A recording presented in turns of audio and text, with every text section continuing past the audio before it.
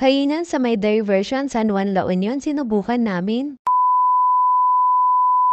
Hi guys! Naghahanap ba kayo ng mga kainan or restaurant dito na sa may diversion sa may San Juan? Andito nga kami ngayon sa may La Union, kaya nga dito na lang din kami kumain dito sa may Cabritas Grill and Restaurant.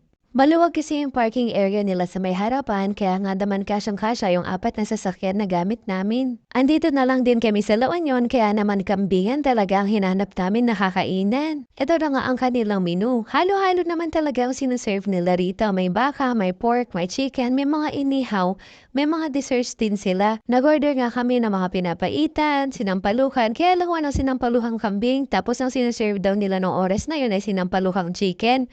Native chicken, kaya yun na lang din ang sinubukan namin. Nag-order din yung mga bata ng fried chicken, syempre mga bata nga. Napakasarap ng boy debut nila dito. Sarap na ang gayahin pero parang feeling ko hindi ko kayang lutuin yun.